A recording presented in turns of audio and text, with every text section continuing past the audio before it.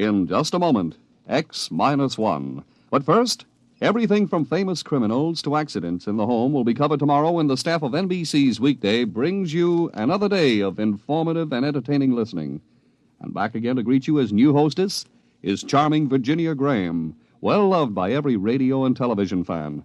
There'll be big guest stars, too, headliners in every field. Mel Torme, singing sensation. Gladys Cooper, prominent Broadway actress, and many others. Treat yourself to the best daytime entertainment with NBC's Weekday tomorrow.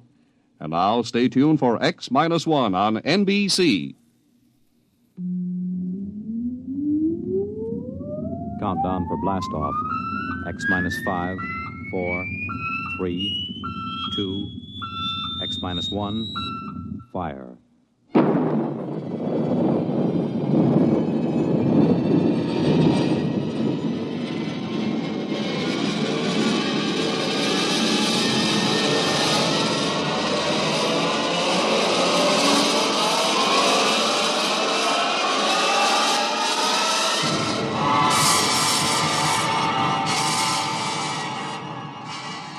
From the far horizons of the unknown come transcribed tales of new dimensions in time and space. These are stories of the future, adventures in which you'll live in 1,000,000, could be years, on 1,000 maybe worlds. The National Broadcasting Company, in cooperation with Galaxy Science Fiction Magazine, presents X-1.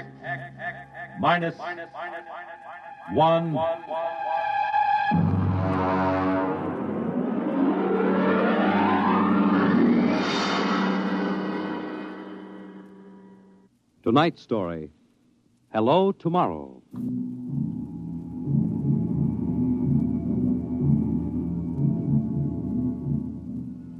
After the third atomic war, when the Earth was a mass of red radioactive dust, a handful of men and women went deep underground in the struggle for survival. A new civilization was built deep underground, a civilization which must keep a ceaseless vigil against the deadly gamma rays which filter down through the Earth. A civilization where the prime consideration is the genetic survival of the race. It is to this civilization in the year of our Lord, 4195, that we take you now.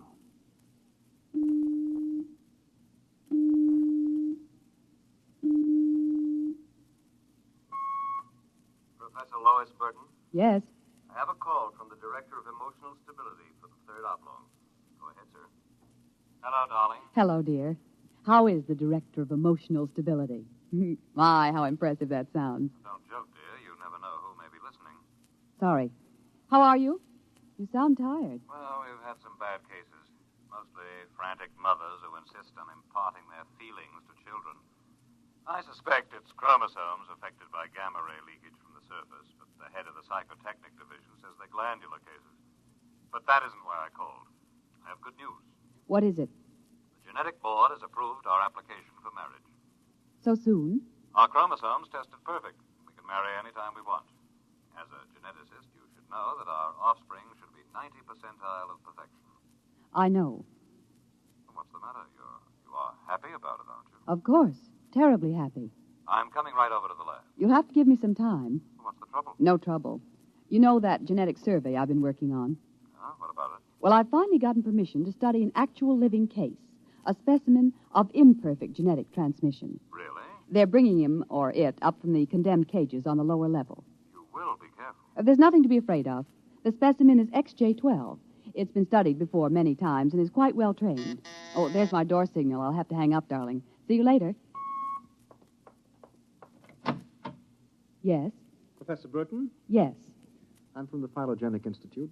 Oh, you brought my specimen? May I come in? By all means.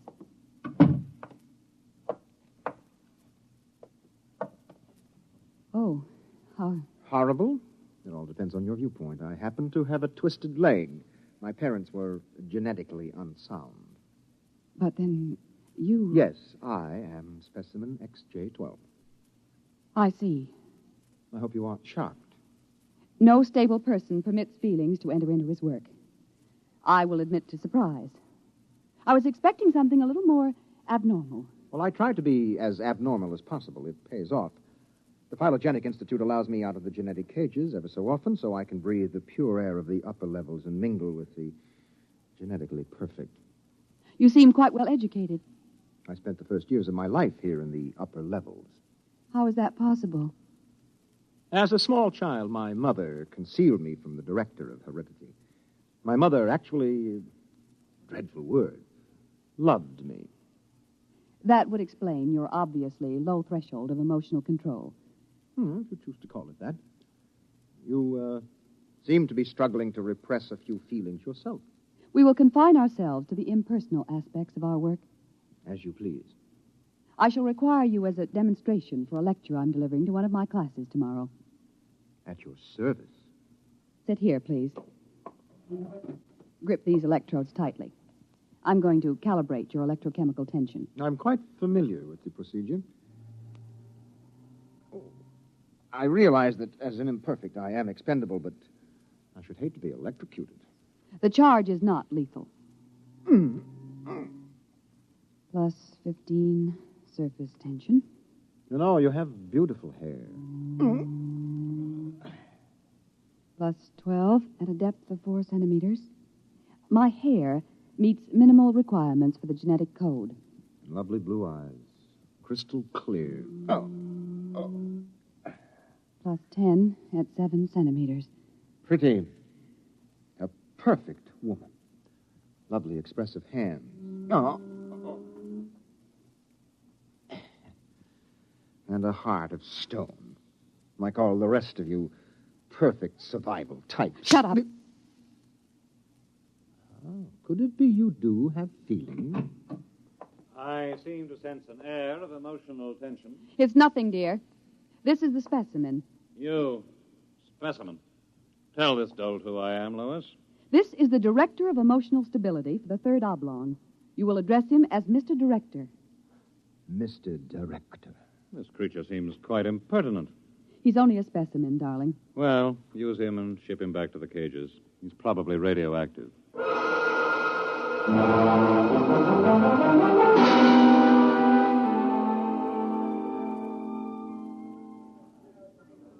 Attention, attention. The next demonstration will be conducted by Professor Lois Burton of the Institute of Genetics. Her topic, the probability of radioactive damage in the chromosome heredity of imperfect non-survival types. Professor Burton. As you know, most imperfects are destroyed at birth. However, those who, for one reason or another, manage to survive are segregated in cages on the lower level for study purposes. The specimen we have today has been trained to tell in his own words about the factors in his upbringing. You will have to forgive his immature emotional control factor. He is, as you can see, quite different.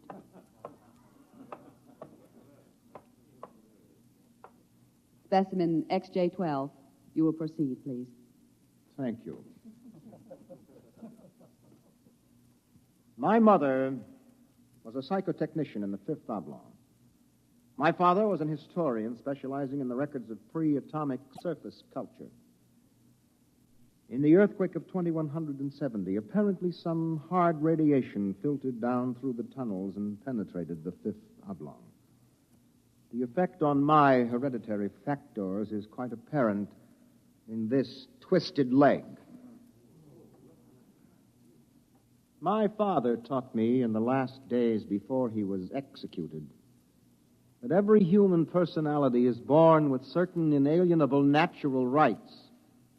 The rights to have feelings, the right to mature, and above all, the right to be different from every other living organism.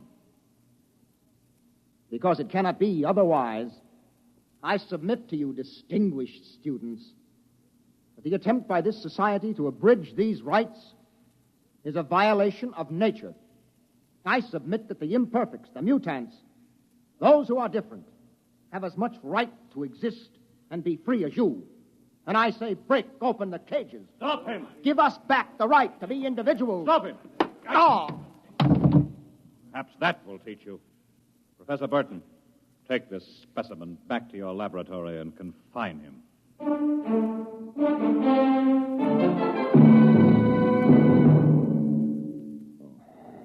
Hold still while I bandage your head. Oh. You'll be all right. I suppose you detest me for getting you into trouble. I don't detest you. What? I don't know why, but as you spoke, something began to stir in me. Tell me what you feel. If I moved you, then I must have moved the others, some of them at least. For some reason, I took pride in what you were doing, seeing you stand up against them. Why do you look at me like that? I can't help it. I wish you wouldn't. You're only an imperfect, you know. Please. My name is Orin. Please. Say it. Orin. Orin. Again. Orin. Lois. Orin. Lois. Lois. How touching. Walter. I've been listening for some time. Walter, how could you? In my capacity as Director of Emotional Stability, it is my duty. What are you going to do? Specimen XJ12 will be disposed of quite systematically by the state.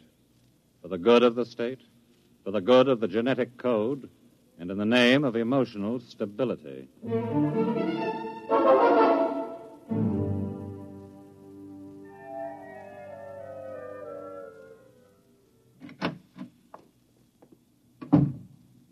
Walter, I have to talk to you. Go right ahead. Walter, you mustn't destroy him. The specimen? Why not? He's emotionally unstable. You have to expect irrational behavior. Aren't you forgetting something, my dear? That you were responding in much the same manner? Or had you forgotten? You see, I'm having him liquidated for your sake. He has an upsetting effect on you. Then send him back to the cages. But don't kill him. You speak of destroying an inferior creature as if it was something unethical. Walter, please, for my sake. I understand that you have entered a plea for postponement of marriage at the Records Bureau. Yes. I was too upset to go through with it. It came as a great disappointment to me. I'm sorry. I was hoping that, linked to a stable personality such as mine, you might settle down. If you were married to me, I might even be persuaded to send him back to the cages instead of having him destroyed. Think it over. If I refuse? The choice is yours. Well, my dear? Perhaps you're right. I am. I suppose I ought to be rational about this. After all, he's an imperfect. I'm glad you've come to your senses. When can we be married? Tomorrow, if you like. The sooner the better.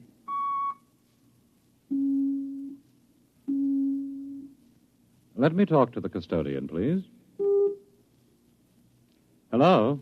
This is the Director of Emotional Stability for the Third Oblong. I would like you to cancel the execution of specimen XJ12. Turn him over to be remanded permanently to the genetic cages. You'd better go. I'll pick you up in, say, an hour, and we'll make plans. All right? Yes. Yes, of course.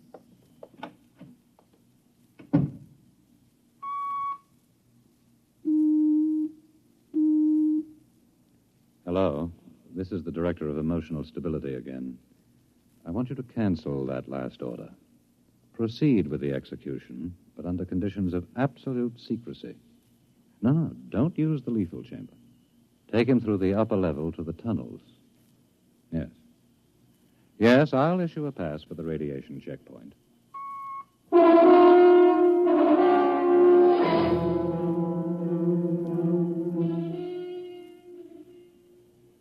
Into the elevator. Very well.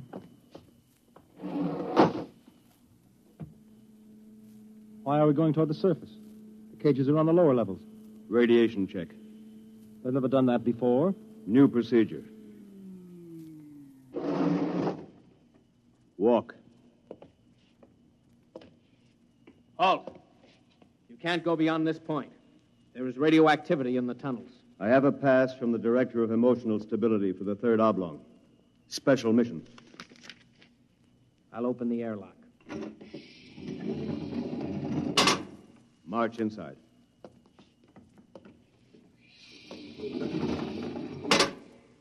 Turn around. So this is how they get rid of the imperfects. Before you dispose of me... Yes?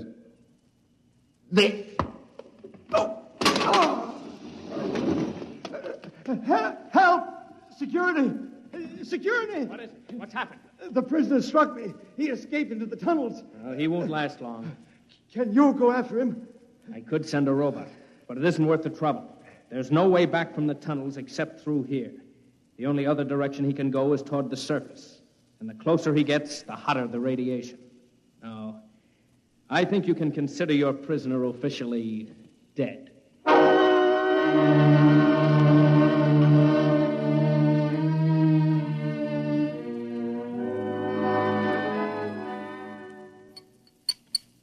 More wine? No, thank you, Walter. You look very beautiful, my dear. Very beautiful. Thank you. The wedding will be a small affair. The director of endocrine control, the chief of the security guard. Walter. Yes? Was he returned to the cages? Oh, now, why must you spoil it? Was he, Walter? Well, as a matter of fact, there was a little difficulty. Difficulty? Yes, you see, XJ-12 escaped. How? Where? He struck a guard and ran off into the tunnels. The tunnels. But that's sure death. He's free to return any time he chooses. Now, don't become upset, darling. You planned it, didn't you, Walter? Stability, darling, stability. Stability, stability. Here's what I think of stability.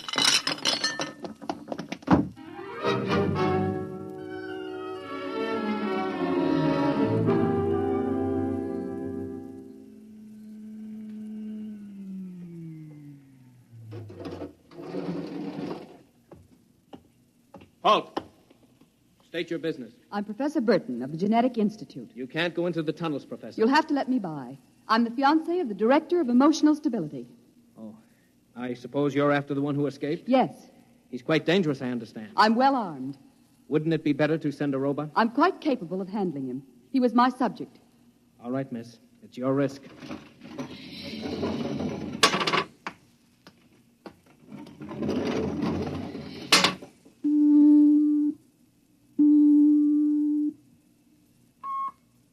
Checkpoint. This is the Director of Emotional Stability. Yes, sir.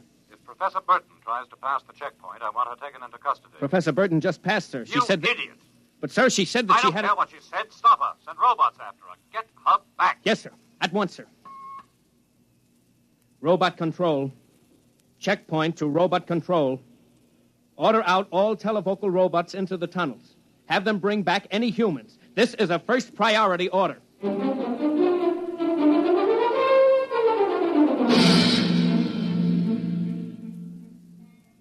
Orin! Orin! Orin! Orin! Orin! Orin! Orin, where are you? Orin. Hello? Orin! It's Lois. This way. Behind the rock. Over here. Oh, darling, darling. Lois. Lois, why did you come here? It's suicide. I had to. Oh, darling, are you all right? So far. You've got to turn back. Give yourself up. They'll kill You me. can't stay here. The radiation is +4 at this point. It gets worse as you approach the surface. Lois, darling, go back. What will you do? I'm going ahead. But you can't. I can. I'm going to the surface. It's certain death. Not even the robots can survive it. Well, at least I'll be the first human in 1,100 years to see what the surface of the Earth looks like. Come back with me. No, Lois. Then I'm going with you. Lois. Don't try to stop me, darling. There's nothing to go back to now. Nothing but Walter and emotional stability. You really want to come with me? Yes. You know what it means. I don't care. My mother used to believe there was a life after death. A place called heaven. We'll believe it, too. Oh, no, Lois, I can't let you go. Orin, I love you. See, I know how to say it now. Say it again. Orin, I love you. What is that? It sounds like... Orin, it's a robot patrol. They're looking for us. All right, come on. This way.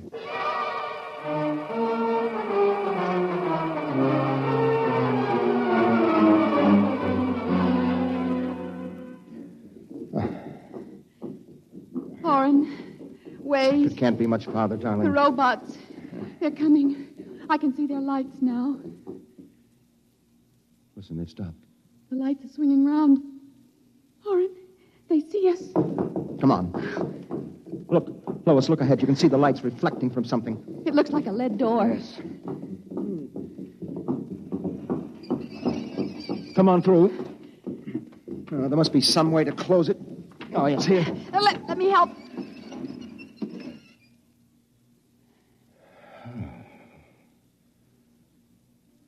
Well, they won't get through that. It's solid lead.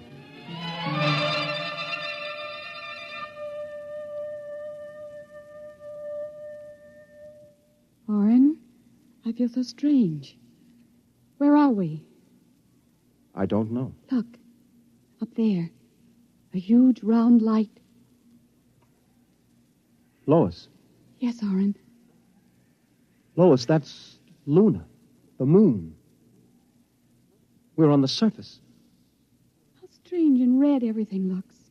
How it glows. It's the radioactivity. Quiet and peaceful. And deadly. Oh, hush, darling, hush. Sit here and rest a while. Put your arm around me. Orin, I'm afraid. Orin, we're going to die. Don't think about that. Just think about us. Alone. The first humans to stand on the surface of Earth in 1,100 years. That door must have been placed there by the last handful of survivors who went underground after the atomic wars. And those other lights, the small ones, they must be stars. Orin, I'm so tired. Go to sleep, darling. Put your head on my shoulder and sleep. Hold me, Orin. Hold me very close.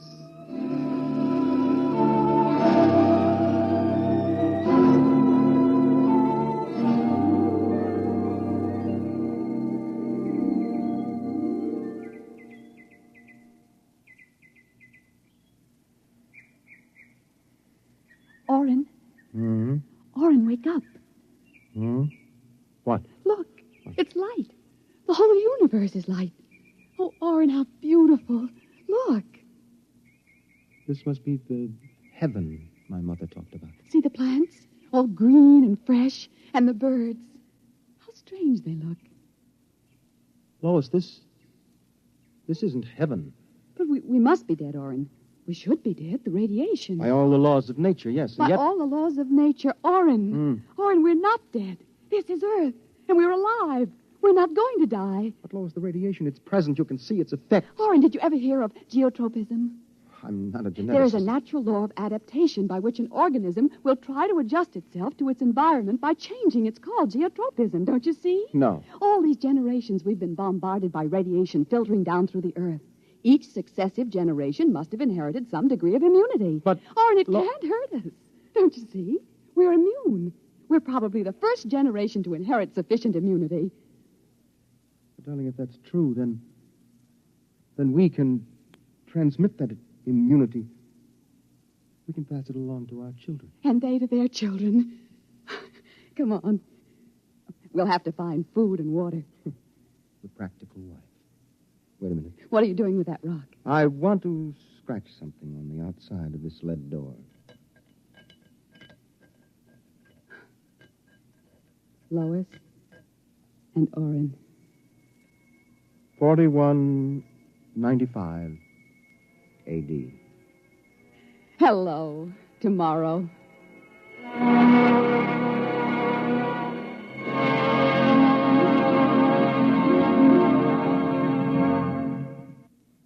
You have just heard X-1, presented by the National Broadcasting Company in cooperation with Galaxy Science Fiction Magazine. It was an original story by George Lefferts, starring Jan Miner and John Larkin, and directed by Daniel Sutter. Next week, A Gun for Dinosaur by L. Sprague de Camp on X-1.